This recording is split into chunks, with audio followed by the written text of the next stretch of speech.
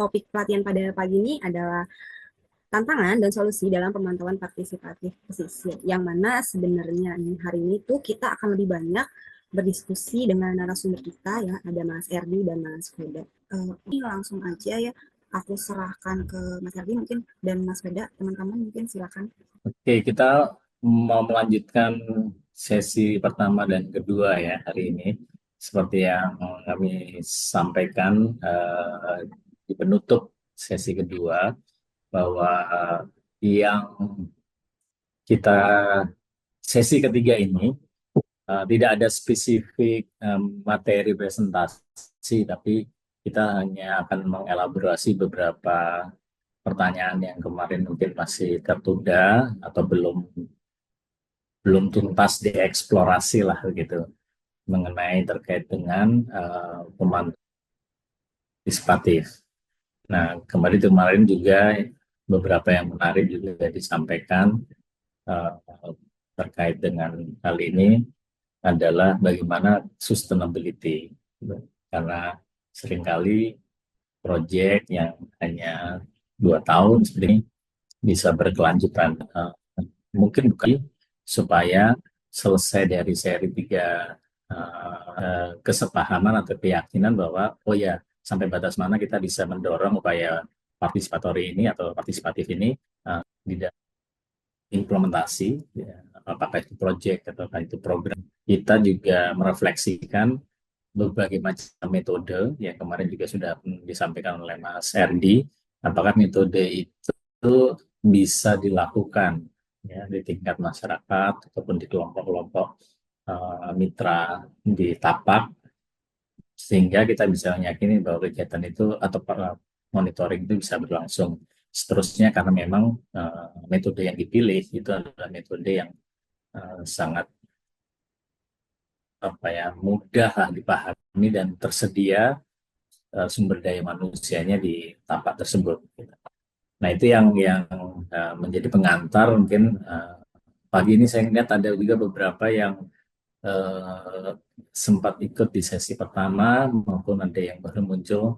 Nah, ini juga kemarin di sesi kedua ada Sandra yang muncul dari LMA, sekarang Oak Cliff ini.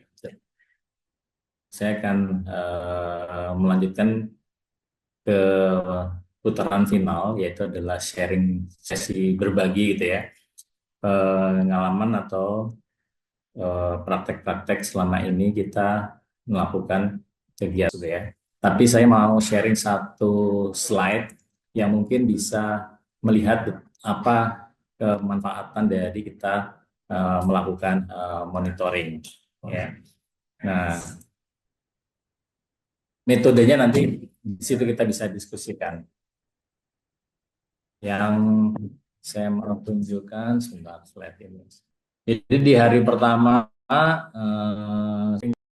sharing mengenai bagaimana pendekatan partisipatif itu dilakukan. Terus CRD juga menjelaskan mengenai safeguard ya, bagaimana kita memastikan bahwa ketika berinteraksi ya, sebagai sebuah organisasi berinteraksi dengan kelompok-kelompok masyarakat itu perlu mengantisipasi gitu, karena apa yang menjadi agenda sebuah organisasi ketika berinteraksi dengan masyarakat bisa jadi agendanya berbeda, bisa jadi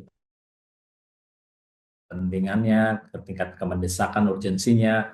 Terus kita juga ngobrolin bagaimana ini kalau donornya gitu ya, maunya banyak dalam periode waktu yang singkat, atau justru kita yang sebenarnya menjanjikan terlalu banyak hal bisa dikerjakan dalam periode waktu yang mungkin pada akhirnya kita lihat oh kayaknya nggak bisa ini diselesaikan gitu. Nah, safeguard itu artinya kita mengantisipasi kalau situasi yang akan terjadi di tapak itu akan berimplikasi terhadap kelompok masyarakat sasaran kita gitu. Harus ada kayak hotline kalau misalnya mereka mengeluhkan, kita juga harus mengantisipasi. Yang kedua menjadi catatan pada saat itu, metode-metode yang kita gunakan sebaiknya adalah metode-metode yang bisa mudah diadopsi atau diaplikasikan. Dan di hari kedua, saya membagikan mengenai tools metode untuk pemantauan terumbu karang, ikan gitu ya, yang selama ini sudah coba dipraktekkan. Nah,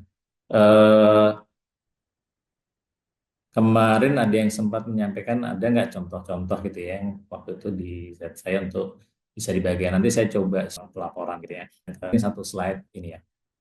Silakan. Ya, oke.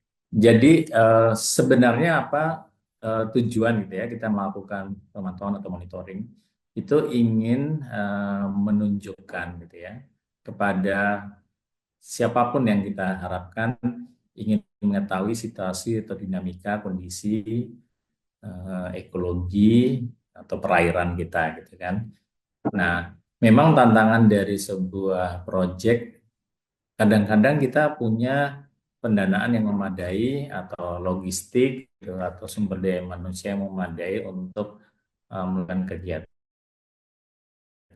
Tapi kemudian ada juga periode masa waktu yang proyek nggak ada atau proyeknya ada tapi tidak fokus kepada isu tersebut atau nggak ada sumber daya manusia yang memadai gitu ya karena katakanlah yang pernah melakukan itu menggunakan satu metode yang kemudian tidak ada lagi perangkatnya, tidak lagi orang yang bisa melakukan metode tersebut gitu.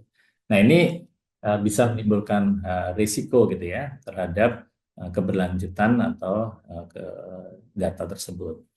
Saya mau share satu case study gini ya mengenai pengelolaan satu kawasan konservasi di Wakatobi. Nah, kalau rekan-rekan cermati di sini gitu ya, kegiatan ini pengambilan data dilakukan untuk melihat kesehatan ekosistem terumbu karang di tahun 2009 sampai di 2016 gitu kan. Kita bisa melihat bagaimana tersedia data secara konsisten di 2009, 2010, 2011, 2012. Tapi kemudian hilang. 2016 lah ingin saya ajak teman-teman mendiskusikan ini. Bagaimana seperti ini kalau situasinya seperti ini ya. Pertama yaitu tadi bahwa pada satu periode project kita punya logistik yang memadai, punya sumber daya manusia yang memadai, sehingga kita bisa mengambil data secara konsisten gitu kan setiap tahun. Tapi kemudian tidak tersedia lagi tuh secara logistik atau sumber daya manusianya, sehingga hilang. Nah di 2016 barulah kemudian ada yang ternyata mau melakukan pengambilan data dengan metode yang sama, dengan analisis yang sama, sehingga kemudian muncul ada data berikut lagi di 2016. Nanti Mas Edi juga bisa lengkapi ini. Tapi pertanyaan saya, kalau situasi seperti ini, what next nih? Ini sekarang 2024. Apakah kita masih mau perlu mengambil data lagi, ataukah tidak? Ini tidak berarti harus kita sepakatkan metodenya, tapi ini sebagai sebuah ilustrasi saja gitu ya. Manokwari atau di Biak atau di Ambon atau Seram Timur gitu. Ada tuntutan kalau kita nggak ada data lagi.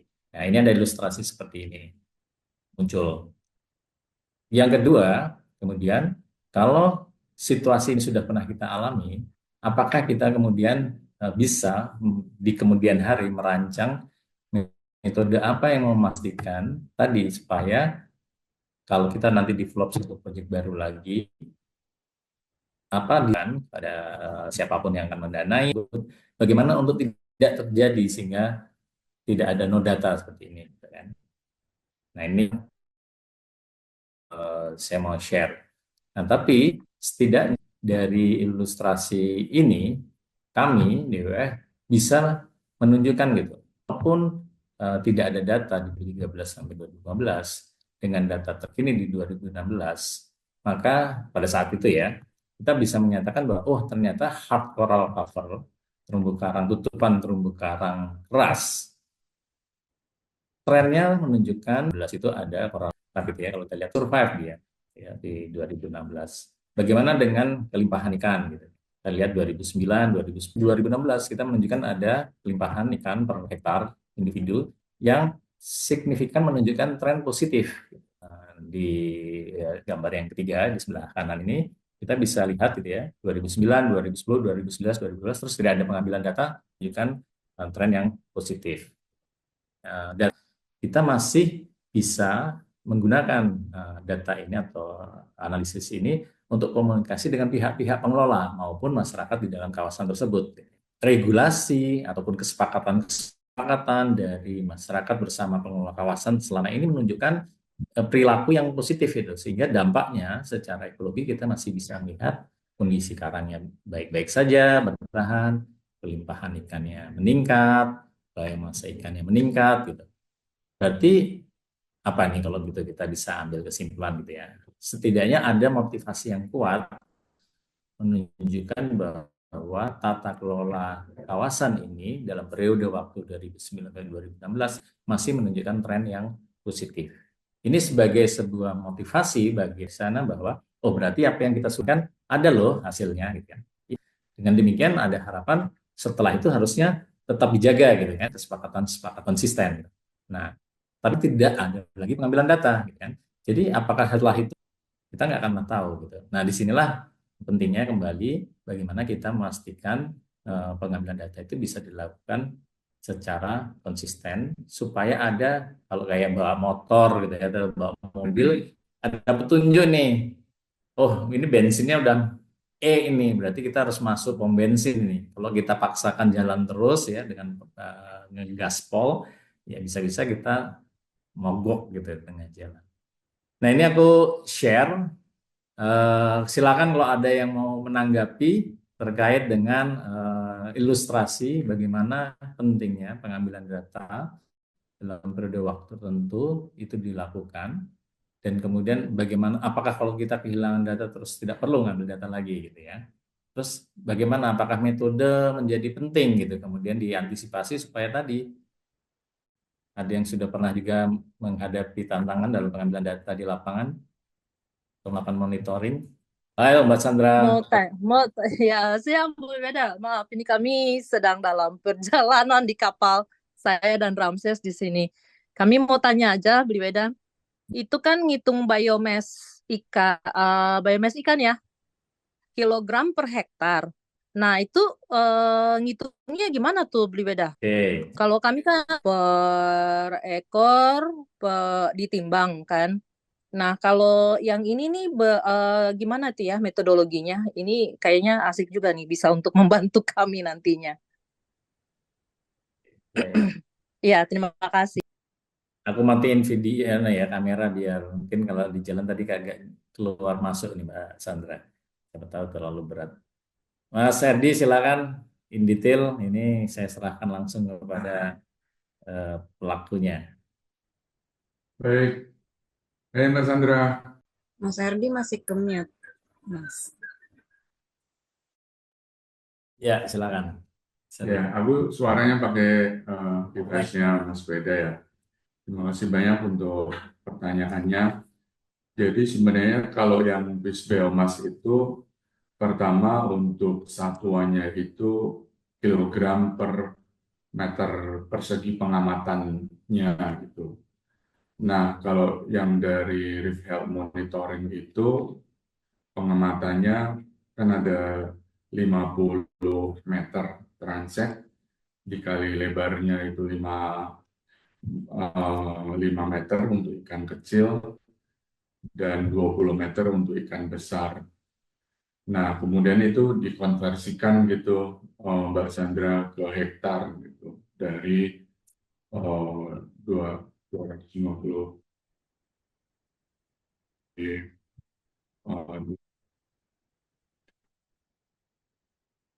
500 meter persegi itu terus dikonversi ke hektar. Nah, kemudian itu ada saintis yang sudah mengembangkan konstanta dari masing-masing ikan sampai ke spesies, tapi ada juga family gitu. Nah, kalau untuk yang pengamatan yang dengan masyarakat, kita gunakan konstanta-konstanta yang dengan sehingga yaitu dituangkan di dalam rumus gitu panjang ikan yang sudah tersedia dan kemudian nanti muncul berat dari si ikan masing-masing itu Mbak Sandra dan kemudian itu Mbak Sandra mudah-mudahan Ya. Baik Mas Erdi cukup jelas. Terima kasih. Mungkin nanti bisa pinjem juga ya itu untuk kami untuk CPUEK. Oh, maaf, satu lagi. itu yang dipresentasikan Bli Weda di MPA-nya, di noteknya ya, Mas Erdi ya. Ada perbandingannya juga nggak dengan apa namanya di luar MPA-nya untuk Kalau melihat itu, tren, apakah ada impact-nya juga ke luarnya atau cuman hanya di dalamnya aja? kalau yang disampaikan Mas Weda tadi keseluruhan di Wakatobi. Kemudian kalau Wakatobi karena kita tidak punya site control, karena terlalu jauh dari kepulauan yang lainnya di luar Wakatobi, sehingga memang kita tidak punya perbandingan itu. Jadi hanya keseluruhan Wakatobi. Tapi bisa diperbandingkan di masing-masing zona yang masih yang ada. Hanya kita perlu lihat lagi lebih detail datanya. Nah, kalau untuk MPA yang lain seperti Alor itu, karena di Kepulauan Alor itu ada wilayah pesisir yang lain yang tidak masuk dalam MPA, itu kita bisa perbandingkan ininya, datanya. Ya, Seperti baik itu. Mas Erdi, terima kasih. Teman-teman, Mas Sandra. Ada yang lain mau bertanya atau mengomentari? Saya kira sangat terbuka ya, karena kembali tadi seperti yang kami sampaikan di awal bahwa monitoring partisipatif ini ada dua ranah. Yang pertama sendiri adalah bagaimana memastikan ketika kita mendorong upaya partisipator itu yang akan melakukan itu bisa meneruskan kegiatan gitu kan. Nah, metodenya menjadi penting, kemudian mau dipilih pakai metode apa supaya itu bisa berlanjutan. Terus kedua, monitoring ini tujuannya mau ngapain gitu kan. Supaya apa? Supaya kembali motivasi untuk melakukan itu bisa bertahan secara terus menerus gitu. Nah, jangankan tadi ya, kembali ke keberserahkan masyarakat, organisasi seperti WWF saja mungkin yang memang punya minat besar ya ke dalam pendataan, monitoring dan analisis, kita seringkali juga harus menghadapi kenyataan bahwa nggak ada logistiknya, tidak ada sumber dayanya gitu. Jadi apa yang kita harus kiat apa yang harus kita lakukan itu. Nah, itu tadi misalnya 2016, ada nih keluang karena ada mahasiswa yang mau melakukan penelitian tertarik gitu ya. Kita bilang ini datanya ada dari 2009 sampai 2012 saja. Jadi kita harus mengambil dengan metode yang sama supaya apa? Yang diambil datanya di 2016 itu bisa dibaca seperti halnya dengan yang dilakukan di 2009 sampai 2012. Kalau metodenya berubah, pendekatannya berubah, analisisnya berubah, ya tentunya kita nggak bisa gunakan data yang sebelumnya kan gitu. Nah ini menjadi, kalau sekarang kita 2024 ingin melihat setelah berapa 6 tahun apa yang terjadi gitu ya, atau setelah 8 tahun apa yang terjadi gitu di Wakatobi, maka kita harus mulai lagi merancang, menyiapkan metode dan logistiknya supaya kemudian bisa dirangkai dengan tertib sebelumnya.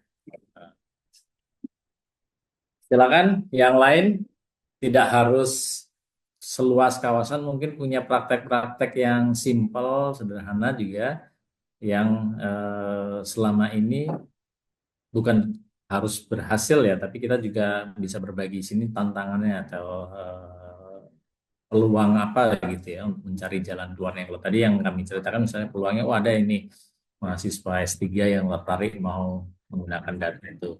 Nah, kita ajak, ya udah ayo kalau gitu metode ini digunakan sehingga bisa dijadikan bahan untuk analisa yang lagi ambil S3 ini gitu. Tapi ada pembelajaran dari ini kali Mas ya, sumber daya yang di pesisir yang di darat ya, mungkin karena pendampingan masyarakat desa pesisir tapi di pertanian, apakah ada contoh-contoh penilaian ataupun monitoring pendataan terkait sumber daya perkebunan, misalnya hasil-hasil kebun atau sasi, kalau di Papua ada sasi sirih misalnya, atau kasih kelapa atau hal yang lain yang bisa jadi di dalam efektivitas hasil itu juga dilakukan pendataan secara rutin gitu. Nah, siapa tahu itu ada rekan-rekan juga bisa share. Ya, terima kasih Kak Faira. Kalau saya sih sebenarnya mau sharing untuk apa namanya program yang pernah kami jalankan di untuk pendampingan petani, eh, apa namanya, yang dimana eh, goals kita adalah bagaimana petani itu bisa mengelola apa ya, hasil pertaniannya dengan baik, itu baik dari eh, segi kualitas, kemudian segi perawatannya seperti apa gitu.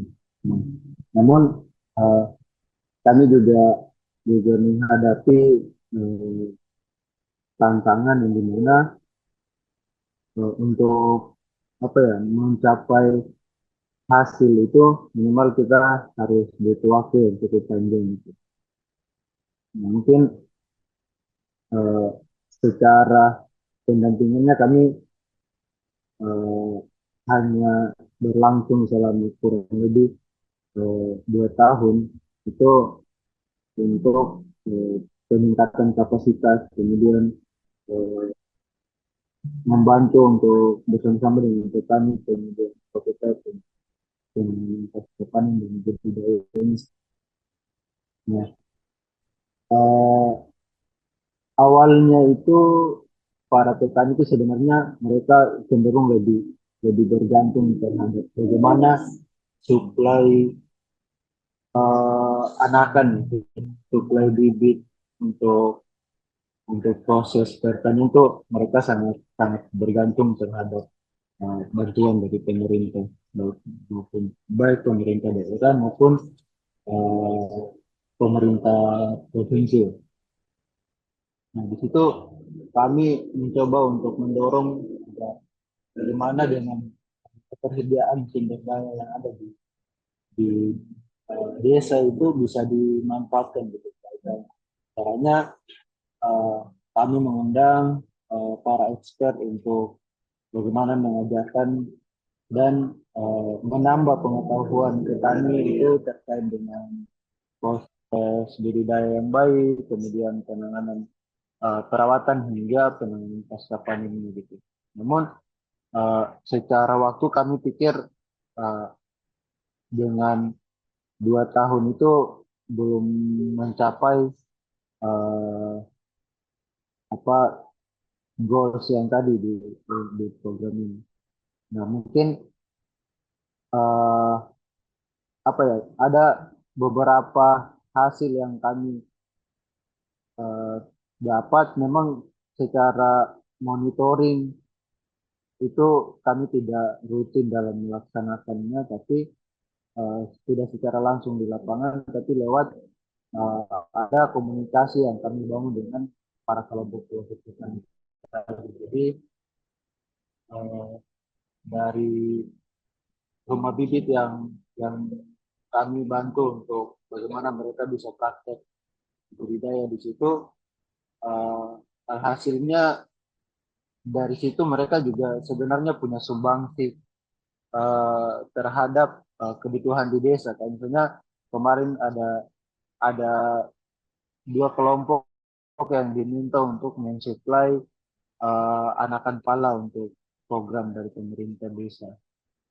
Nah, itu kami merasa bahwa itu cukup membantu baik dari segi pemerintahan maupun dari masyarakat. Kurang lebih seperti itu, Kak Faira dan Mas Deda dan Mas Edi. Terima kasih.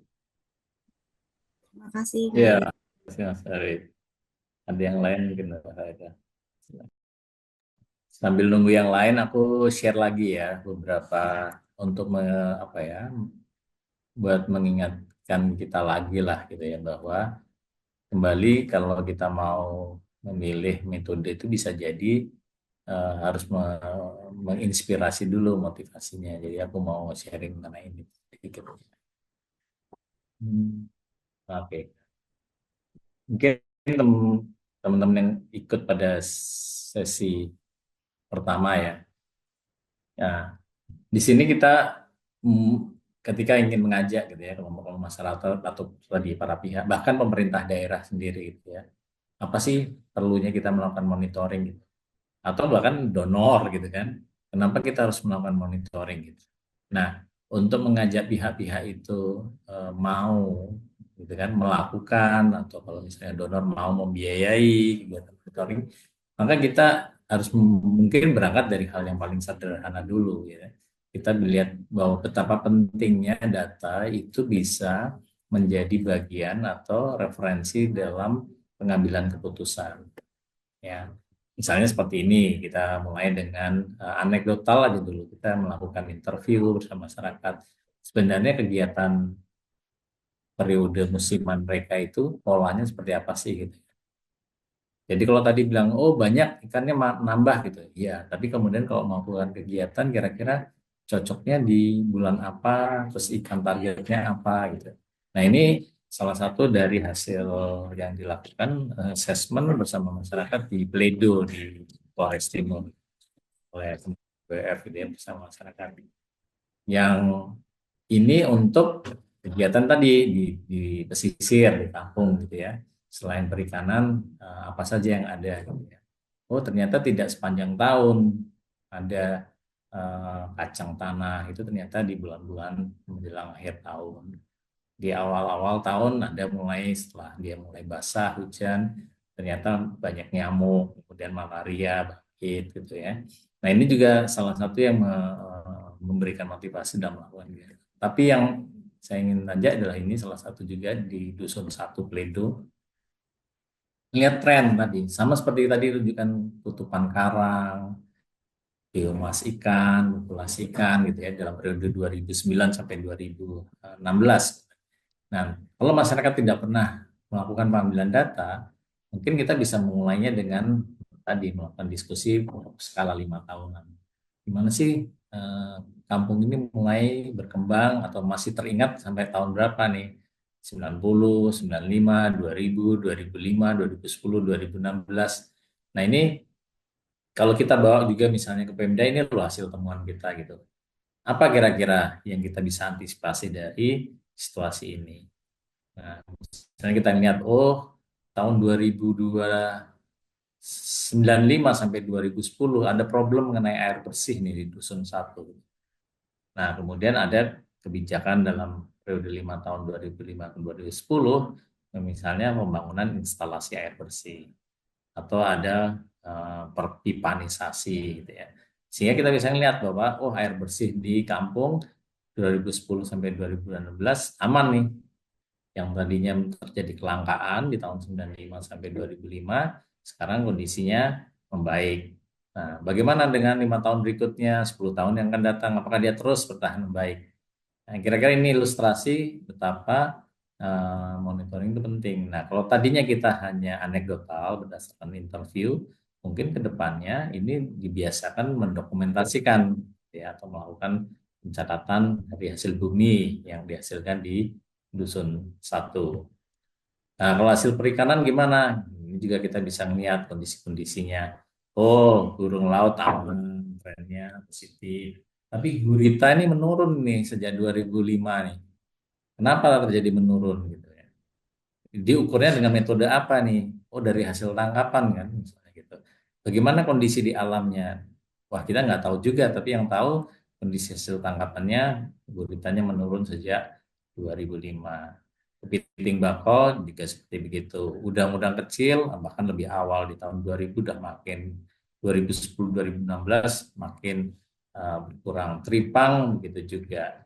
Nah, ini adalah sebagai ilustrasi apa sebenarnya yang sedang terjadi kan begitu.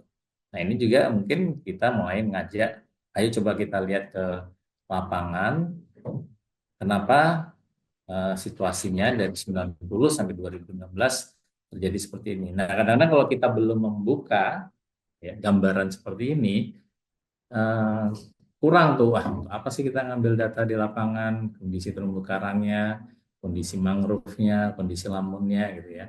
Nah, tapi dengan ilustrasi ini diharapkan kita bisa menyepakati, memotivasi, oh iya ternyata perlu. Nah, baru kemudian yang kedua, metodenya apa nih yang kita mau pakai. Kalau misalnya ada perguruan tinggi dekat, banyak mahasiswa yang mungkin bisa bantu dengan metode-metode yang berlaku secara umum di kampus. Tapi kalau nggak ada, misalnya daerahnya remote, jauh, gitu kan, jarang atau bahkan nggak ada pernah mahasiswa yang turun untuk melakukan pengambilan data, metode apa nih yang akan diambil. Nah, itu juga kembali ke pemerintah daerah. Kadang-kadang kalau kita mau mengajukan perlu ada monitoring karang, untuk apa itu tidak ada anggaran di Pemda gitu kan, seperti apa kemudian. Nah, ilustrasi ini penting gitu sebagai dasar bagaimana mau menghasilkan pendapatan daerah katakanlah ya dari retribusi perikanan kalau misalnya hasil perikanannya trennya menjadi menurun gitu kan. Nah, nggak ada gunanya memberikan bantuan alat tangkap, perahu, jaring gitu ya. Kalau sebenarnya sumber daya sendiri sudah menurun gitu kan. Nah, ini juga sebagai bahan yang mungkin rekan-rekan sekalian bisa lakukan. Atau mungkin sudah ada yang pernah melakukan. Silakan kalau ada yang mau komentar atau berbagi juga. Mbak Harira, Saya mungkin sedikit. silakan. Ah, kalau soal sumber daya wilayah pesisir terkait ah, apa flora di bawah laut saya kurang tahu persis. Cuman kalau untuk mendeteksi zonasi koral, padang lamun itu biasanya saya pernah buatkan simulasi peta. Itu sumber datanya saya ambil di Ellen Coral. Itu sudah tersedia per tahun. Alan Coral Atlas itu ya?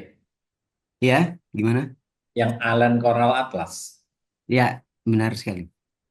Oke. Itu Lanjut, lanjut. sudah sampai di Papua, di Indonesia malahan. Padahal kan kalau tidak salah itu kajiannya di Australia kalau tidak salah. Jadi biasanya kalau monitoring zonasi koral sama lamun, padang lamun, itu saya lebih banyak pakai Earth Engine sih dari situ. Search engine. Wah, sudah Hanya saja, canggih. hanya saja perlu diakuisisi karena citra Landsat kan 30 kali 30. Jadi harus ada bantuan lagi untuk akuisisi data di lapangan. Berarti ada turun ke lapangan untuk memverifikasi ya. Nah, benar sekali. Sudah Itu, berapa tahun ini mengaplikasikan ini? eh, kalau saya terakhir terakhir setahun lalu untuk penggunaannya juga dari sudah 2 tahun. Cuman saya sempat berhenti karena saya jarang bermain di pesisir. Cuman kalau di pesisir sekarang saya lebih fokus bermain di suspensi, daerah tersuspensi. Kebetulan di Manokwari kan wilayah Papua Barat kan aktivitas tambang di apa di sempadan sungai itu apa sedimentasinya tersuspensi sampai ke laut. Itu saya sih. Kalau Oke, oke. Wah, keren, keren kalau ini. untuk biota laut saya kurang sampai di situ. Soalnya saya basicnya kehutanan. Itu saya sih dari saya. Oh, terus kebetulan kalau di Papua itu namanya ini sasi sama egek. Kalau itu biasanya apa tadi sempat dibahas cuman saya mau bicara sudah kelewatan. Itu biasanya dilakukan per tahun tergantung pengambilan keputusan. Makanya di situ pihak pemerintah belum belum belum apa belum monitoring. Biasanya kalau sasinya dilepas biasanya kalau di wilayah pesisir Munaro Ampasi itu di daerah Biak. Itu Munaro Ampasi kalau dilepas itu masyarakat bebas mengambil tanpa harus menimbang segala macam. Alangkah baiknya ada aturan di situ. Itu saya dari saya. Terima kasih. Kasih Om Jumril. Iya ya, kalau misalnya setiap habis tutup sasi beberapa bulan atau beberapa tahun buka sasi baru angkat timbang dulu kan. Tadi yang tren itu bisa kelihatan ya dari hasil yang dipanen kemudian setelah buka sasi ikan-ikan apa saja yang masih bertahan, kondisinya, eh, jumlahnya masih cukup tinggi tadi ya. Kalau kita nggak bisa detail tadi seperti berapa kilogram per hektar gitu ya, mungkin atau per meter persegi bisa mulai dengan tadi dari skala 1 sampai 5 begitu kan, apakah terjadi naik atau turun, yang paling sederhana. Tapi kembali apakah cukup gitu ya pakai skala 1 sampai 5. Saya undang rekan-rekan yang lain, tapi ini tadi penggunaan teknologi Ellen Crowell atas, wah ini sudah, nanti saya juga mau share ini 1 2 slide lah mengenai itu. Tapi kembali, ada yang punya pengalaman lain misalnya menggunakan teknologi untuk membantu mengamati kondisi pesisir. Mau berbagi mengenai tadi apa nih metode yang paling sederhana yang bisa dilakukan bersama masyarakat. Nah, kalau tadi saya kasih ekstrim ya pakai metode reef health monitoring sampai ke yang menggunakan paling simpel tadi aja anekdotal lah berdasarkan tren 5 tahunan ditarik mundur dari tahun 90-an dari diskusi kelompok masyarakat. Selamat bergabung lagi Pak Abdul Rashid. Teman-teman silakan, apakah ada yang ingin sharing lagi terkait metode yang dilakukan di lembaga teman-teman? Oke, terima kasih. Saya Rizal dari Perkumpulan Sarangan. Saya mau berbagi sedikit terkait metodologi pendataan ekosistem terumbu karang yang sering teman-teman WWF biasa laksanakan, biasanya di Wakatobi atau di mana daerah mana tempat-tempat teman-teman WWF bekerja. Saya mau kasih contoh sedikit terkait capaian kami di sini terkait zona DPL itu menjadi MPA. Jadi semua DPL itu diakomodir menjadi MPA. Metode pendataan secara partisipatif itu menggunakan LIT sama Mantatau gitu. Ini pertanyaannya adalah, nah bulu itu metode yang lebih mudah lagi dari itu, kemudian bisa dipertanggungjawabkan secara saintifik begitu. Tapi secara partisipatif masyarakat itu mudah memahami begitu. Mungkin itu saja untuk beli Wayan dan Bang Erdi. Ya, silakan tadi kemarin sudah sempat share atau mau ditampilkan lagi. Ya, terima kasih banyak untuk pertanyaannya dan apa di BWF juga dan mungkin lembaga-lembaga yang lain yang bergerak di pesisir untuk pemantauan terumbu karang.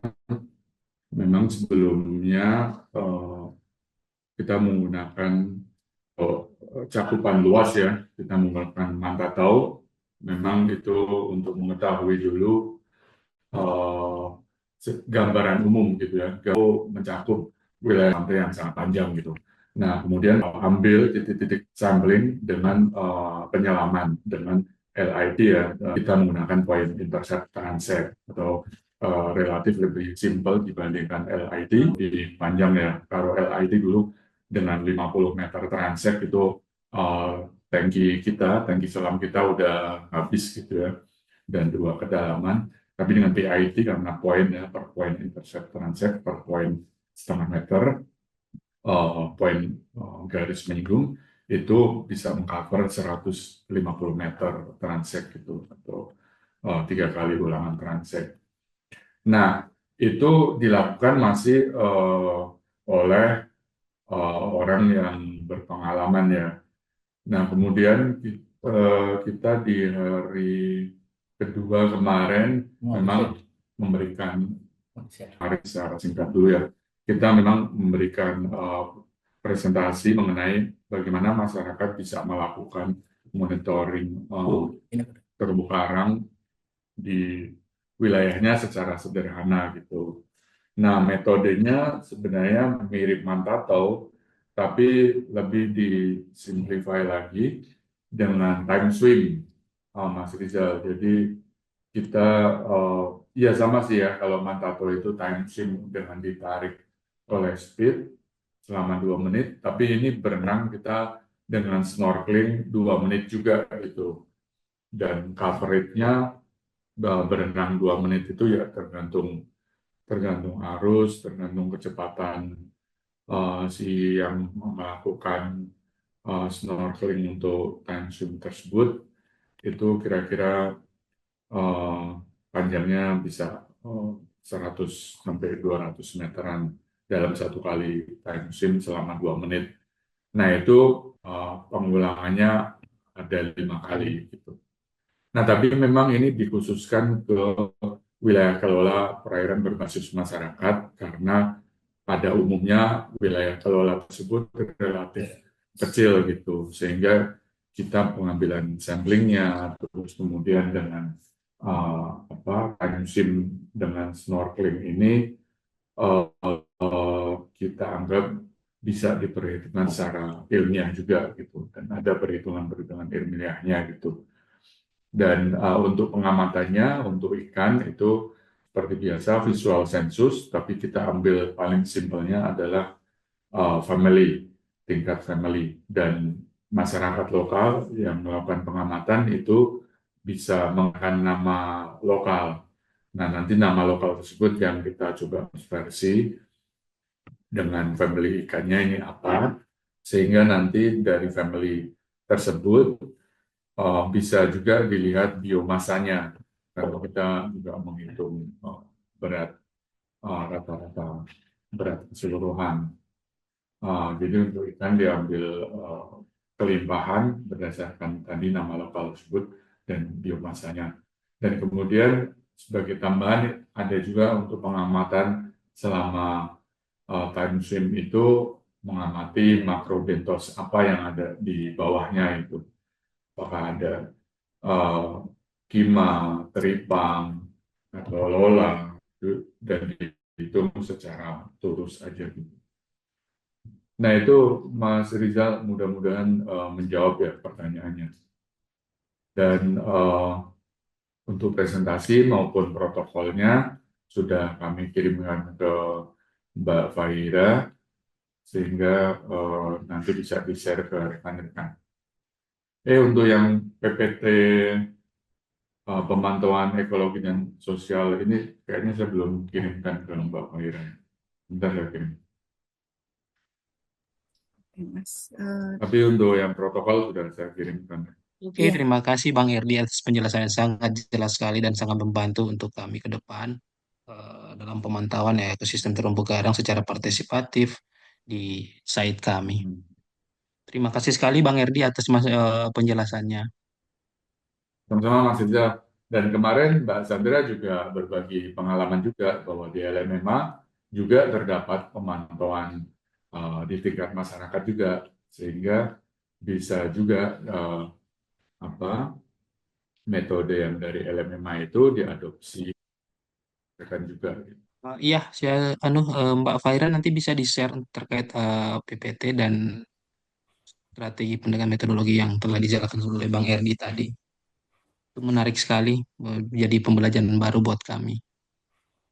Siap, Kak Rizal. Nanti akan aku share setelah sesi ini. Oke, terima kasih Kakak Fahira. Oke, Sama-sama. sekian dari saya Bang Erdi.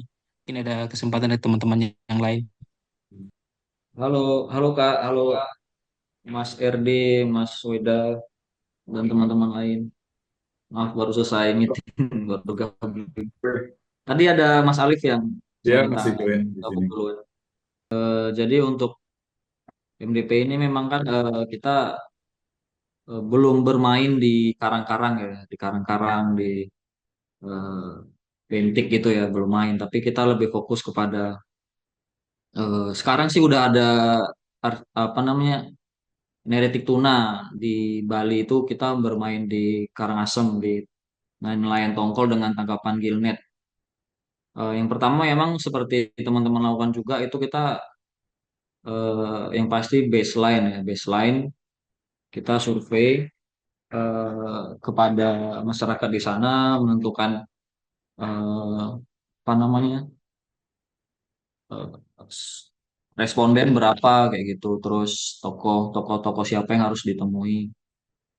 Tapi biasanya kita sambil melakukan kegiatan praktis, karena ketika kita masuk ke sebuah desa, terus ujuk-ujuk atau tiba-tiba kita tanya-tanya, ketemu sama ini, kepala desa dan lain sebagainya, biasanya kita masih di tanda kutip dicurigai gitu ya. Tapi kita masuk dalam hal-hal kegiatan praktis juga, seperti apa misalnya ada divisi satu lagi di MDP itu Fisheries Program. Jadi kita sambil melakukan pendaftaran kapal misalnya, sambil melakukan eh, pendaftaran kusuka misalnya seperti itu.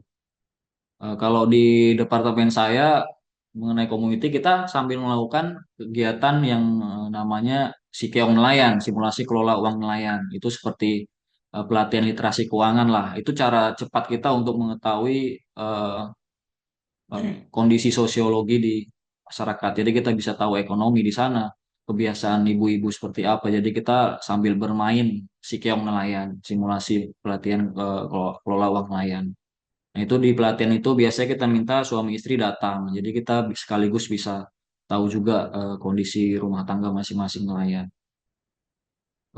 Biasanya di akhir pelatihan si keong nelayan kita ada sharing session itu berbicara mengenai bagaimana kondisi daratan, ada apakah nelayan punya peliharaan ternak ataupun pelihara tanaman kebun kayak gitu. Kalau di laut seberapa persen aktifnya dari setahun itu yang musim puncaknya berapa, musim pacekriknya berapa bulan dan lain sebagainya.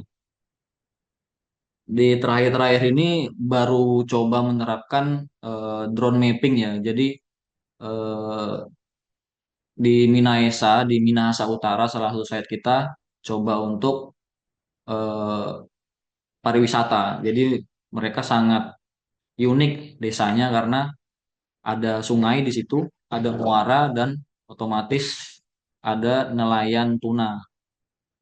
Kita coba petakan di sana PRA yang pertama, terus yang kedua dibantu dengan drone mapping juga. Saya sebagai apa namanya untuk eh, drone mappingnya sama dibantu teman juga untuk memetakan karena untuk menentukan sebuah wilayah kita perlu apa namanya kualitas gambar yang tinggi ya. Tapi kalau di satelit itu kita kurang dapat kualitas tajamnya. Bisa sih tapi bayar. Jadi kita pakai drone mapping supaya kualitasnya lebih bagus sehingga menentukan titik. Misalnya kita mau bangun lobi wisata atau titik pariwisatanya kita bisa lebih pasti nggak nyenggol lahan orang ataupun rumah orang kayak gitu. Itu untuk eh, metode yang kita gunakan. Jadi sambil berkegiatan praktis, sambil kita memetakan sosiologi melalui PRA ataupun drone mapping, Mbak Fahira. Bagaimana kita kemudian menyiapkan ini kembali kemarin diangkat oleh Rashid juga dengan rekan-rekan kan. Kalau tahun 80-an itu populer banget ini partisipatif gitu. Tapi belakangan ini mungkin justru dengan majunya teknologi ya semua tadi Bang Jumbril share itu kan dengan Earth Engine, Google Earth kita bisa ngeliat tuh tren lamun misalnya tren sedimentasi yang ada di perairan kita. Tapi kembali eh, pertanyaan awal ketika kita mau mendiskusikan sesi kita 3 hari ini adalah data itu digunakan oleh siapa untuk apa. Kan tantangan sebenarnya ketika kita bekerja bersama kelompok-kelompok masyarakat atau di daerah-daerah remote gitu ya, yang mungkin tidak ada akses internet gitu kan. Nah, kenapa kita harus mengenalkan kegiatan pemantauan ini? Saya kira itu juga menjadi dasar ketika lembaga masuk kepada satu proyek ya atau satu wilayah dengan membawa proyek tertentu atau kerja tertentu. Sekarang itu pilihannya banyak. Mungkin kalau tahun-tahun 80-an waktu itu seperti tadi disampaikan waktu itu Pak Rashid, nggak ada banyak teknologi itu. Jadi kita nggak punya pilihan gitu kan. Ya udah pakai Mantato aja itu atau tadi turun bersama masyarakat untuk sama-sama memetakan gitu. Makanya pada saat itu sangat populer menggunakan kalender musim, tren gitu ya. Nah, itu tujuannya adalah untuk memotivasi supaya ketika akan dilakukan pengambilan data itu masyarakat sudah paham kenapa itu perlu diambil. Syukur-syukur kemudian beberapa dari anggota masyarakat bersedia untuk melakukan hal tersebut, gitu kan. Nah, yang tahap kedua kemudian pemilihan metodenya. Nah, sekarang dengan adanya berbagai macam teknologi, terus semua bisa diakses melalui internet, bagaimana kita mencoba mengkombinasikan itu supaya tadi bahwa selain data itu bisa diakses secara global, tapi ada mungkin data yang lebih relevan itu dilakukan sendiri oleh kelompok-kelompok masyarakat dan dikembangkan bahkan memberikan kemanfaatan bagi mereka sendiri. Nah, saya mau kasih satu ilustrasi kembali proses-proses yang pernah saya lakukan dan ini sekarang menjadi satu pengembangan program terkait dengan pendekatan kolaboratif atau partisipatif ini. Sebentar ya, saya coba carikan.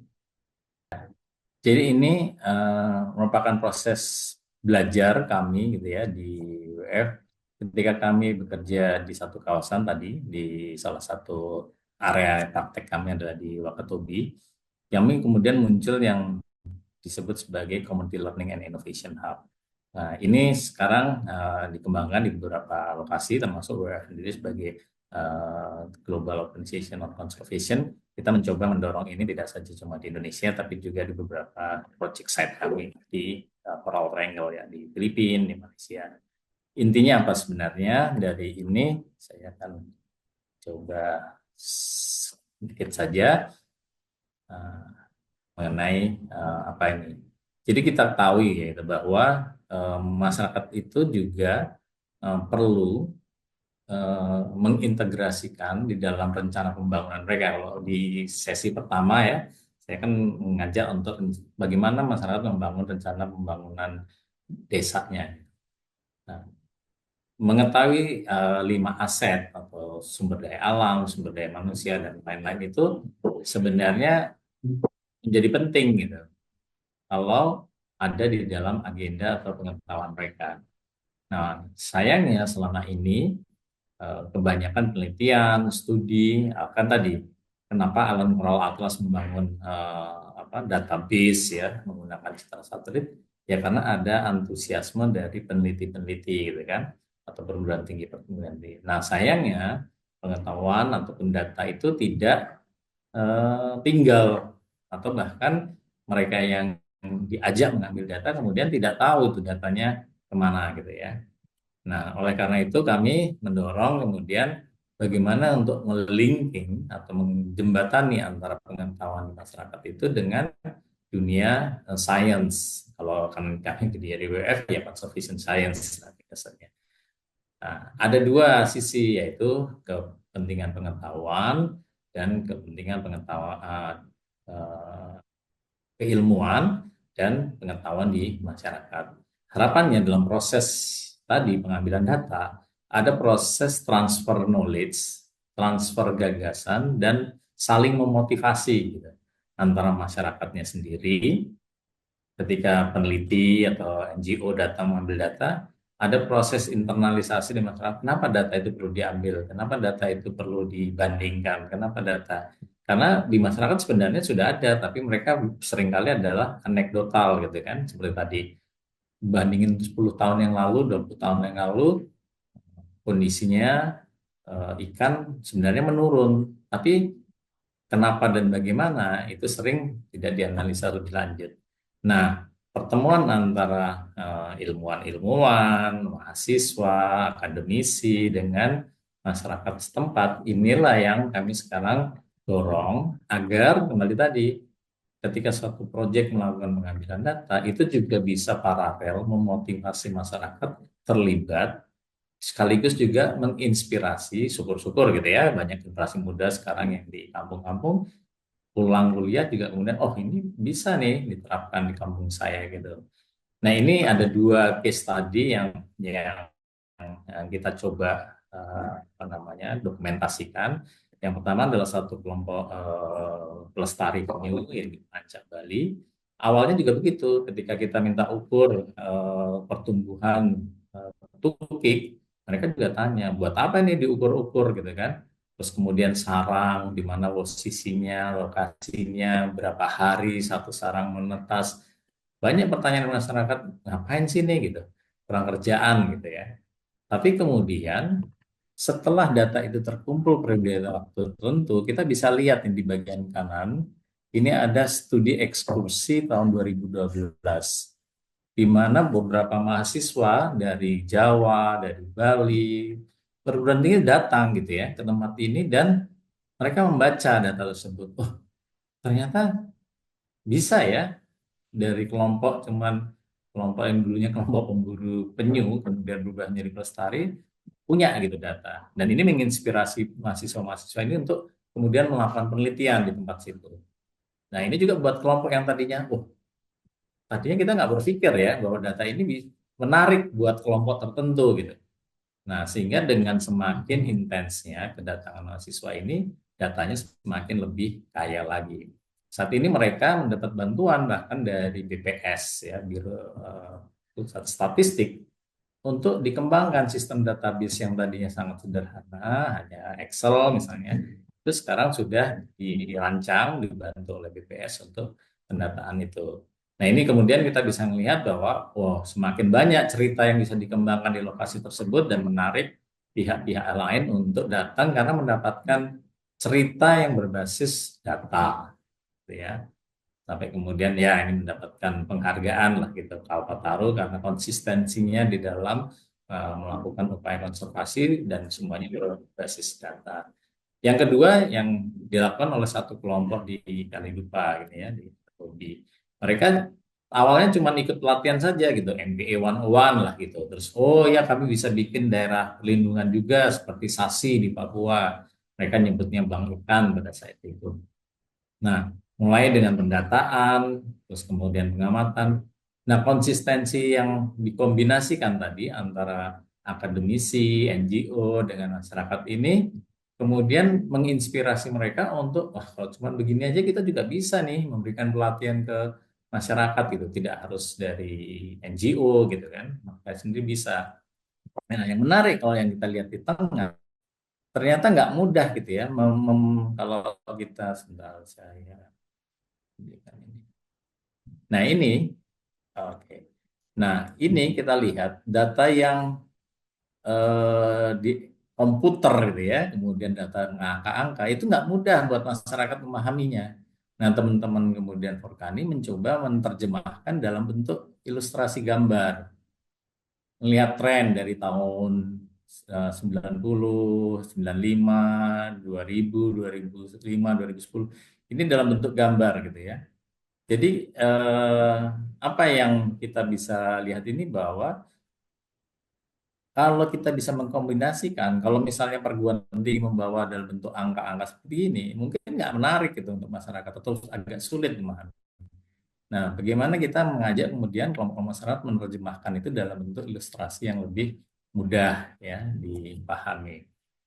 Nah, dari dua interaksi pihak, akademisi, saintifik, kemudian dengan kelompok masyarakat, maka kita bisa membuat peluang kerjasama para pihak, gitu ya. Kita lihat kemudian berkembang dari tahun ke tahun bahwa lembaga lokal yang tadinya katakanlah menjadi kelompok sasaran pemberdayaan, sekarang mereka sudah menjadi partner gitu.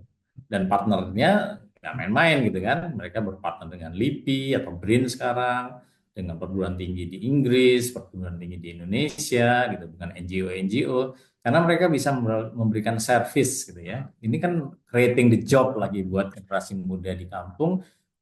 Ternyata dengan kita mengambil data, membantu mengolah data, membantu menerjemahkan hasil analisa, itu bisa menginspirasi untuk series, untuk berkelanjutan pengambilan data. Dan ini creating the job juga atau membuka peluang kerja gitu ya buat generasi muda yang ada di kampung-kampung tersebut. Oke, saya mau step sharing saya di sini. Inti dari yang slide saya terakhir ini adalah bagaimana ya kegiatan pemantauan itu tidak berhenti hanya soal mengambil data dan analisa, tapi bisa menghasilkan pola kerjasama yang membuka peluang kerja di kampung karena tetap pasti pengambilan data ataupun ini akan menjadi kebutuhan ya bagi perguruan tinggi, tapi juga penting digunakan oleh masyarakat dalam pengambilan keputusan. Kalau tadi perencanaan pembangunan desa gitu ya. Kalau ada datanya lebih valid daripada sekedar anekdotal, ya ini bisa inspirasi. Demikian, Mas Serdi, silakan kalau ada hal lain yang mau ditambahkan. Sudah 30 menit. Iya, saya pikir pembelajaran yang Mas Veda sampaikan terkait pendampingan kelompok yang diperancak dengan kurma asih dan kemudian di Perkani di Wakatobi itu menjadi contoh yang kita anggap memang itu pembelajaran yang cukup baik ya, bahwa yang tadinya itu tantangan menganggap bahwa sebuah monitoring sumber daya yang mereka punya itu hal yang macam terabaikan gitu ya, seperti ini untuk apa segala, hingga muncul kesadaran untuk itu bisa diukur, bisa dilihat, dan setelah itu kedepannya apa gitu, sehingga masyarakat itu sendiri yang merasa aware atau peduli atau memiliki, sehingga juga terlibat dalam aksi-aksi lanjutannya gitu. Nah, mungkin ini yang bisa jadi benang merah ya, bahwa itu memungkinkan, dan saya pikir rekan-rekan juga punya pengalaman untuk itu, dan itu menjadi penting untuk pendampingan itu dilakukan, dan setelahnya masyarakat sendiri yang bisa gitu melakukan itu gitu.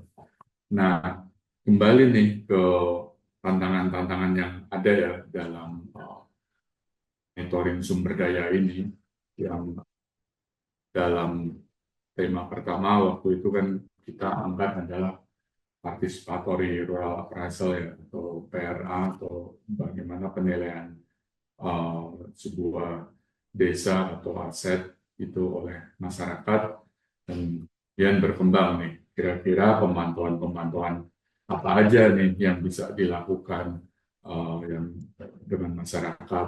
Dan hari kedua kita memberikan contoh sebagaimana sebuah teknik ya monitoring, karena dalam hal ini temanya pesisir dan laut, kita memberikan contoh untuk monitoring ekologi khususnya untuk terumbu karang dan sosialnya gitu. Nah, kembali lagi di sini kira-kira tantangan-tantangan apa gitu ya yang rekan-rekan hadapi lagi dalam mendorongkan kegiatan tersebut, dan sebetulnya juga ada solusi-solusi yang ditawarkan juga gitu. Mungkin itu komen dari saya, Mas Veda. Oke, baik. Mas Erdi, Mas Veda, mungkin sebelum kita lanjut, aku mau minta tolong teman-teman dibantu nyalakan kameranya ya. Kita sesi dokumentasi terlebih dahulu. Teman-teman silakan dibantu nyalakan kameranya. Kak Rizal, Kak Clip, Kak Ali, Kak Abdur, Kak Iwan. Halo Kak Iwan baru bergabung. Aduh, Kak Eklisa bertiga. Ramai Wah, tim sekali. rame nih. Ramai sekali Kak Eklisa. Oke, aku mulai ya. 1, 2, 3. Sekali lagi gaya andalannya teman-teman. 1, 2, 3. Oke, terima kasih teman-teman.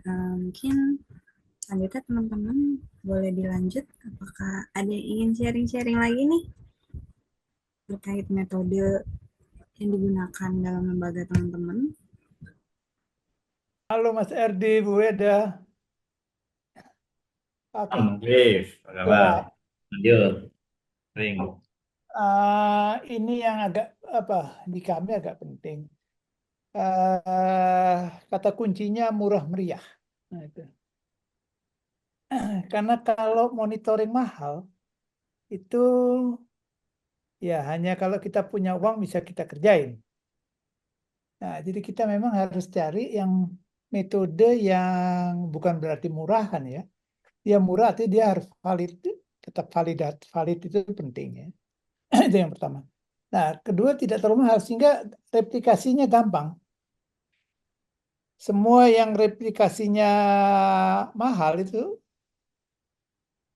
akan terhenti tengah jalan. Itu yang pertama. Yang kedua itu dapat dikerjakan oleh orang kampung.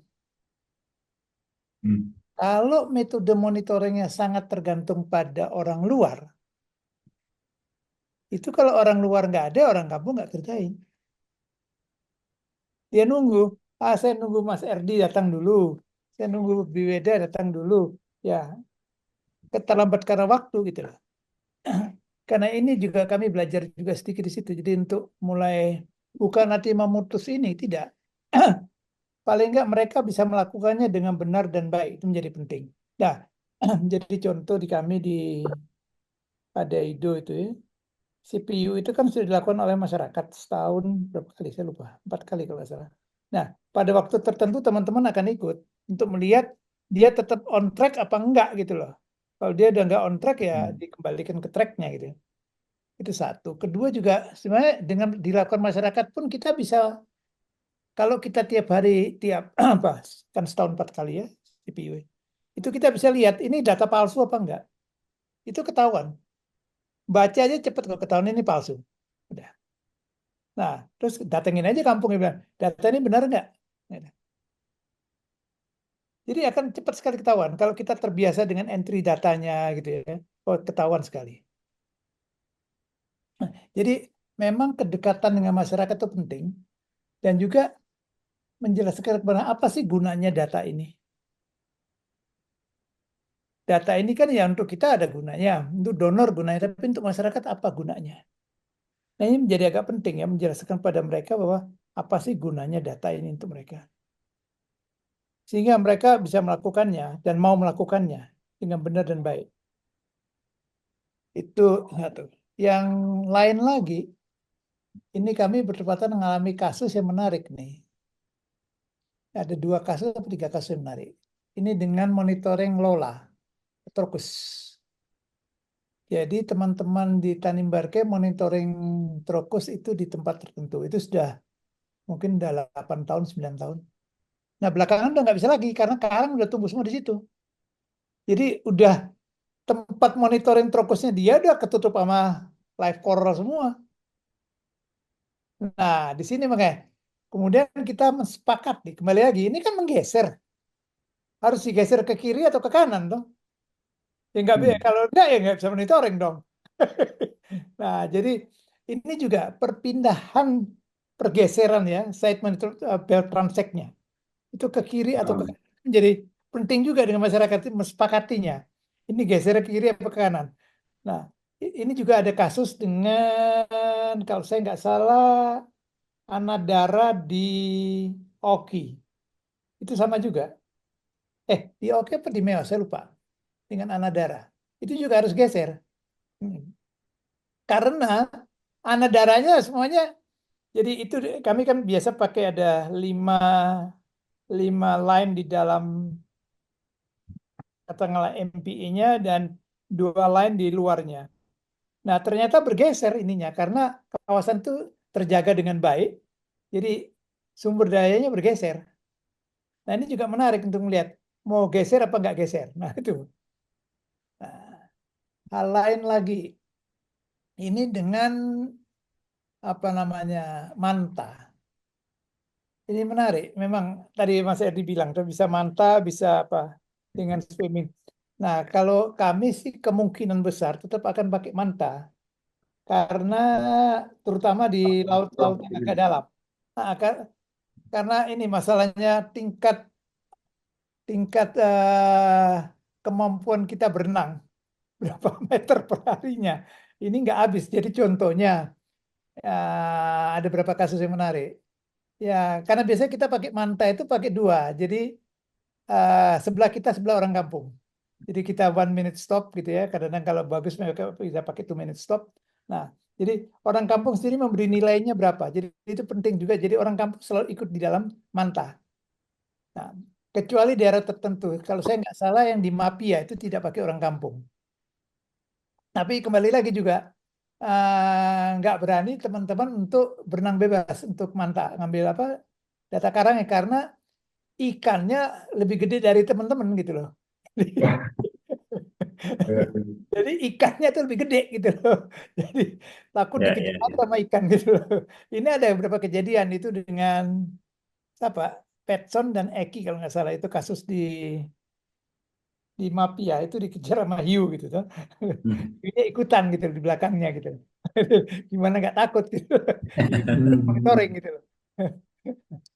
Iya kalau saya di Mapia. Nah, ini juga menarik gitu loh. Nah, karena kalau dengan manta kan orang di boat itu bisa menentukan haluannya sesuai dengan yang diambil berapa tahun lalu.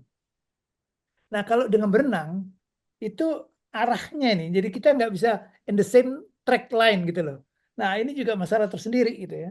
Jadi memang kalau untuk sementara kalau kami sih masih lebih mudah dengan manta karena yang pegang GPS dengan peta di atas perahu yang kiri kanan kiri kanan gitu aja. Nah, itu masih lebih mudah ya. Cuma memang kadang-kadang untuk mencari perahu dengan apa PK kecil supaya dia stabil. Nah, ini juga nggak mudah kadang-kadang untuk dapatkan yang 15 PK. Karena perahu-perahu kadang sekarang cuma di 25 ke Clear? atas. Oke, itu dari saya sementara ya. Terima kasih. Sebenarnya suara Om Cliff hilang ya, Mbak Baira dan rekan-rekan. Apa di kami? Udah selesai saya. Oh, Ya, nanti yang sambungannya nanti kita sambil ngopi, Mas Erdi. terima kasih banyak nih Om Cliff. Jadi ini lebih ke kiat-kiat ya, bagaimana mendorong kemampuan masyarakat ini supaya bisa lebih efektif dari sisi dari teknologi maupun bagaimana apa melakukannya gitu ya, dari tekniknya gitu. Kegiatan tersebut bisa dibiayai dengan murah, sederhana juga dari teknisnya juga, dan yang penting juga metodenya ini dibangun bersama orang kampung juga gitu, dan sehingga ya menjawab apa yang memang mau dimonitor gitu. Kalau kita mau monitoring ikan maming atau ikan apa itu Napoleon misalnya, ya ternyata di kampung itu memang nggak ada dan apa ya nggak ada ya nggak perlu dimonitor juga lah istilahnya itu ya. Terus kemudian ternyata kalau di Om Cliff ini pakai Mantato justru lebih efektif gitu ya, karena dari sisi konsistensinya juga bisa orang yang di boat bisa menentukan haluan gitu. Sementara yang berenang ini bisa jadi berubah-ubah gitu. Nah, sementara yang dipakai WWF, kenapa kita berenang? Karena jadi lokasi-lokasi untuk wilayah kelola berbasis masyarakat ini cenderung lebih kecil gitu, sehingga kembali ke murah dan sederhana lagi gitu. Kita pilih ke yang berenang gitu. Jadi ini yang pilihan-pilihan yang bisa dikaji gitu, dan membangun kedekatan masyarakat ini juga dibuat oleh Om Cliff, dan apa nih pentingnya data itu tidak hanya untuk kepentingan kita apalagi kepentingan donor tapi ke masyarakat sendiri gitu. Nah itu tadi yang diangkat oleh Om Cliff yang terkait kiat-kiat ya, kiat-kiat bagaimana kita melakukan pemantauan ini gitu. Nah terus kemudian apakah kita ini bisa menggali lagi kira-kira tantangannya nih, tantangan dalam mendorongkan pemantauan ini ataupun penilaian yang partisipatif dengan masyarakat ini, kira-kira tantangannya apa lagi nih? Ya, saya lagi aja. Tantangan terbesar kita sekarang itu salah satunya, ini ngomong kasus biak ya, khususnya biak superiori. Ini tantangan terbesarnya ini kan dengan ada masuknya kapal-kapal ikan dari luar. Wah, itu tantangan terbesar. Jadi sumber daya laut itu kalau saya nggak salah sejak 1 tahun lalu lah, itu mulai dibuka. Ini Jokowi terakhir nih yang bikin rusak benar. Kalau kecil atau Kapal ikan kapal 10 GT ke atas, Ambon Mas itu Andi. atau 10 GT ke atas. tubuh ke atas. 10 GT ke atas.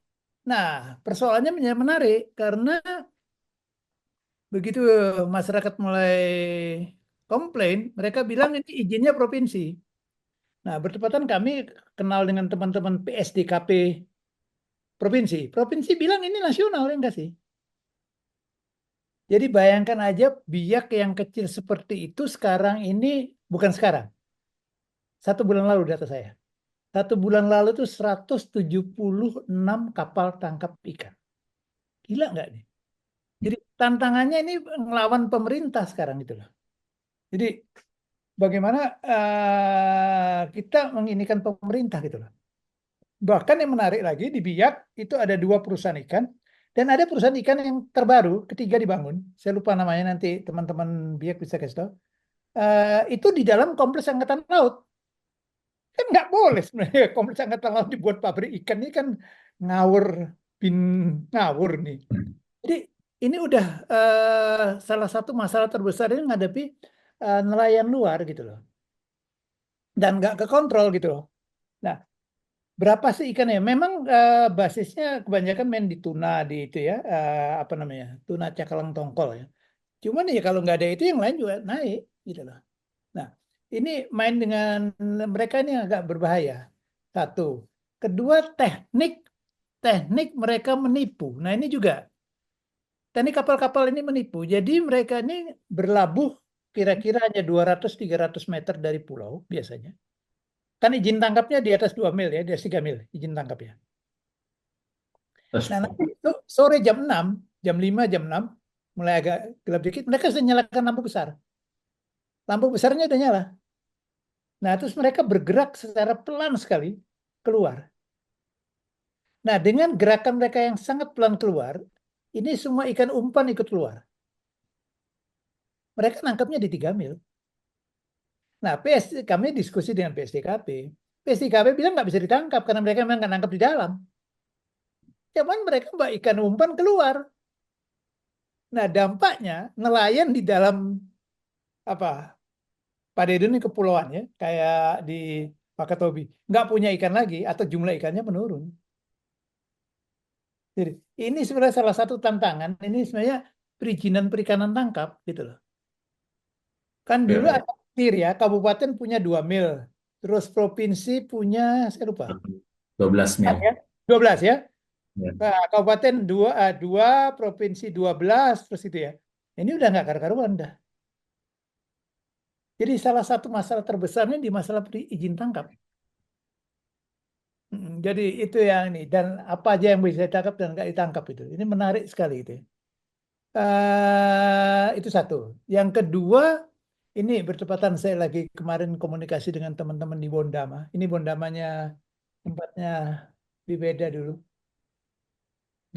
Menurut kawan yang di Bondama, dalam 1 bulan terakhir ini, itu 5 orang meninggal karena pakai kompresor. Dalam 1 bulan, 5 orang meninggal karena kompresor. Tripang. Nah, ini bisa kebayang nggak? Bondama itu kan taman nasional. Ya, ya. Ya, oke lah. Nggak ada pengawasan sekali terhadap alat tangkap. Ini agak ngeri itu loh. Dan bertepatan Sanda dengan Ramses besok ketemu dengan teman-teman tapi bisa ini sama sekali gila-gilaan. Jadi pengawasan memang sangat PSDKP kabupaten nggak punya hak sekarang. Hampir di semua tempat saya rasa di Indonesia sama. Nah, PSDKP nggak punya hak. Kedua, banyak investor lokal itu memberikan alat tangkap yang tidak ramah lingkungan. Salah satu yaitu tadi kompresor. Ini jumlah kematian cukup tinggi. Paling nggak yang saya punya informasi terbaru dalam 1 bulan di Pulau Ron itu 5 orang meninggal karena kompresor. Ini ngeri benar gitu loh.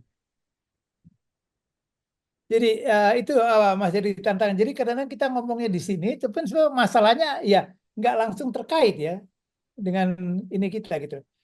Jadi tengkulak datang minta tripang, Nah, tripang besar memang ada di bawah. Ya. Dikasih ini. Jadi tanpa punya pengetahuan apapun mereka. Langsung main turun ke bawah. Ini saya ingat dulu waktu dengan teman-teman Mutiara di Aru. Kan Aru juga dulu penyelam-penyelam Mutiara kan juga pakai kompresor semuanya. Jadi memang apa peningkatan pengetahuan ya untuk nelayan alat apa yang baik, bukan hanya environmentally friendly, bukan hanya baik karena lingkungan, tapi baik untuk keselamatan. Itu menjadi penting juga karena kita kan kadang orang lingkungan hanya berpikir, oh alat ini tidak ramah lingkungan, bukan. Alat ini tidak manusiawi harusnya juga gitu. Jadi dua hal yang kita harus indikan mulai ya. Terima Ya. kasih. Ya, makasih Om Cliff. Saya kira ya kembali tadi motivasi untuk pengambilan data atau perekaman ini juga terkait dengan surveillance ya, terkait dengan pengawasan juga gitu. Karena ketika kita akan melaporkan ke pemerintah kabupaten, provinsi, pusat, seringan gitu ada datanya nggak, ada buktinya nggak gitu kan. Nah, ini tadi bahkan kemudian tadi menentukan keputusan kebijakan apa yang harus diambil gitu. Nah, saya ingat juga Balai Taman Nasional Wakatobi harus bersepakat dengan Dinas Perikanan Kabupaten Wakatobi pada saat itu untuk pelarangan tadi kompresor di wilayah tersebut. Karena selalu kan menjadi argumennya Balai Taman Nasional ya yang punya masyarakat itu bukan Balai Taman Nasional gitu. Jadi kita juga nggak bisa ngelarang nanti masyarakat protes gitu kan. Tapi ketika Balai Taman Nasional bersama pemerintah kabupaten, Dinas Perikanan Kabupaten yang menjadi pembina yang memberikan perizinan terhadap penggunaan alat tangkap dan area wilayah tangkapnya atau zonasi. Inilah yang data tadi yang dihasilkan itu bagaimana kita berdasarkan fakta. Nggak bisa lagi hanya cuma sekedar katanya dan yang terima kasih Om Cliff sudah berbagi bahwa kebiasaan atau memotivasi masyarakat untuk pengambilan data dan merekam dalam sebagai dasar pengambilan keputusan ke depan untuk advokasi juga perlu ya pengambilan data tadi. Ya, mungkin sharing sedikit ya mengenai community work yang dilakukan MDPI. Mungkin bisa kita jadiin pembelajaran sendiri. Jadi di MDPI kan kita dekat dengan koperasi juga ya, koperasi nelayan pendekatannya. Nah, koperasi nelayan yang seperti saya cerita di pertemuan pertama, mereka membeli ikan-ikan mereka sendiri gitu. Yang dulunya mungkin kita susah untuk mendapatkan akses data potensi ikan di sebuah desa gitu karena supplier A, supplier B, supplier C mereka menyebar gitu kan dan terkadang ada tembok yang cukup tinggi ini untuk pendekatan ke supplier gitu karena ada urusan bisnis sementara di satu sisi kita lembaga non profit gitu. Nah, dengan adanya koperasi nelayan mereka membeli sendiri ikan mereka dan menghargai sendiri mengatur marginnya mau berapa. Satu buah hikmah yang bisa dipetik jadi data kita bisa dapat di koperasi gitu, data fluktuatif bahkan harian gitu. Jadi hari ini berapa kilo Pak, Ibu ikan ini jenis ini gitu. Ikan tunanya berapa, ikan cakalangnya berapa kilo harian kita bisa dapat. Yang itu nanti kita kolektif per bulan. Jadi kita bisa lihat grafiknya gitu. Nanti per bulan kalau sudah banyak trennya berarti per tahun. Nah itu dari sisi koperasi. Nggak harus koperasi juga. Ada beberapa kelompok yang mereka badan hukumnya baru sekedar SKD saja. Tapi usahanya karena potensi dijual belikan ya kita bisa dapatkan apa namanya legalitas tingkat desa tanpa harus ke notaris. Itu yang pertama. Terus yang kedua eh, apa namanya di sisi masyarakat sendiri apa yang menguntungkan? Nah, dari mereka memancing, mereka kan jual ikan di koperasinya. Nah, nanti di koperasi tersebut mereka akan menyisihkan Rp1.000 per kilogram ikan yang dari Bapak A misalnya. Tapi 1.000 itu bisa dicairkan ketika Bapak A ini menyerahkan data logbook yang mereka tulis sendiri di buku gitu. Jadi tadi koperasi kan mereka cuma punya data poinnya kilogram ikan ya sama harga. Tapi ketika kita mau tahu lebih detailnya ukuran, titik tangkap, waktu memancing itu ada di nelayan di rumah mereka masing-masing. Nah, apa motivasi nelayan mencatat itu setelah memancing? Ya mereka dapat 1.000 tadi yang bisa mereka cairkan tiap bulan ataupun tiap kesepakatan mereka di dalam kelompok. Jadi mereka dapat 1.000, mungkin 1.000 terlihat kecil ketika 1 kilo, tapi misalnya dalam satu ekor tuna ada 30 kilogram dalam satu hari, terus dalam 1 bulan ada 2 lebaran mereka cairkan tabungan-tabungan logbook tadi. Itu mungkin sedikit yang bisa saya sharing karena sudah jam 12 juga teman-teman. Terima kasih semua. Baik, terima kasih Kak Karolian. Teman-teman, mungkin sebelum aku tutup nih, ada closing statement mungkin dari Mas Ferdi dan Mas Veda. Baik, terima kasih banyak Mbak Fahira. Dan yang terakhir juga terima kasih banyak untuk pembelajarannya dari Mas Ryan ya, yang juga membuat bahwa khususnya dalam operasi dampingannya itu juga cukup kecil gitu untuk memastikan gitu ya, bahwa monitoring itu penting dilakukan ya, karena untuk kepentingan ya dalam hal ini si operasinya itu sendiri gitu. Dan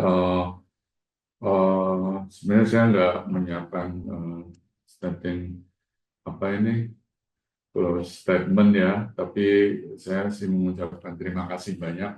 Pertama untuk dari panitia ini, untuk Penabulu Foundation dan juga Lingkar Madani, sehingga kami dari khususnya WWF ini bisa, yang terpenting bahwa kami juga mendapatkan sharing pengalaman juga gitu dari rekan-rekan gitu, dan kita menggarisbawahi bahwa apapun apa istilahnya teknis atau apa, mulai dari PRA, FGD ataupun asesmen yang lain-lainnya gitu, bahwa penting itu untuk masyarakat dan dengan kita turut serta dalam melakukan monitoring sumber daya mereka sendiri gitu ya.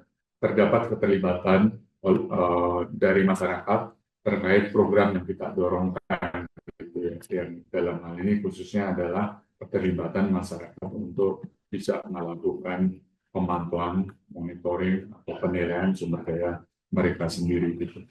Saya pikir itu Mbak Fahira dari saya, dan beralih ke Mas Veda. Terima kasih Mbak Fahira, rekan-rekan Madani yang sudah mengundang, memberi kesempatan kami berbagi dalam 3 hari ini. Saya kira tidak cuma dari kami yang berbagi, kami juga banyak dapat dari sharing rekan-rekan sekalian. Beberapa poin yang jadi syaratan saya mungkin adalah memang metode partisipator ini pasti banyak tantangannya ya, terutama bagaimana memotivasi untuk pengambilan data. Itu adalah metode apa yang harus dipilih supaya itu tidak menyusahkan para pihak, tapi tetap bisa menjadi science based lah gitu ya. Nah, yang ketiga, bagaimana kemudian keberlanjutannya. Nah, ini yang never ending discussion lah, ya, panjang pasti ini. Tapi saya kira dengan praktek-praktek yang sudah dijalankan tadi dari rekan-rekan DPI, MMA, Selanggar,